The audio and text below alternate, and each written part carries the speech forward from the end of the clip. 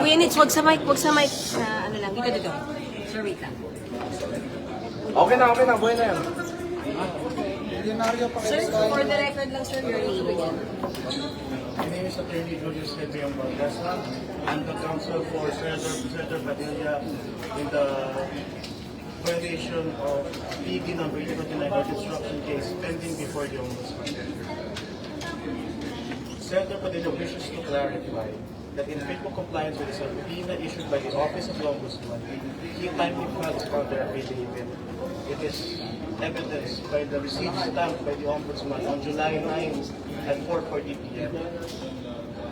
We are in possession of the original filed copy of the counter affidavit, bearing the official stamp of the Ombudsman. The counter affidavit fully sets forth the defenses and the factual basis laid down by Senator Padilla regarding the alleged obstruction of justice case filed against him. So this was sent last July 9, sir. Yes, And you have a it was copy filed last year. received by the Ombudsman, sir. Yes, it is evidenced by the stamp of the Ombudsman Records Division Received when, sir? on July 9 at 4:40 p.m. May we know ano po bang deadline? It is on July 9. July 9. So pumasok na po. Okay. So hindi ho totoo yung sinasabi that he failed. Yes. And what's the next step after this?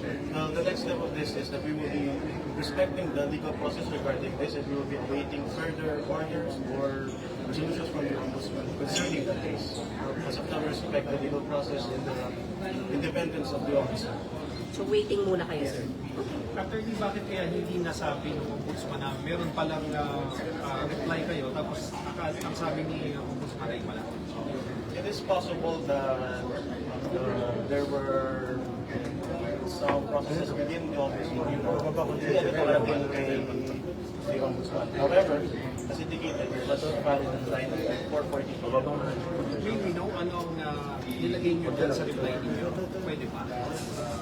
For now, we will not divulge any legal matters concerning the counter affidavit in that case. But our position is that the obstruction case against Senator Padilla has no merit. Okay.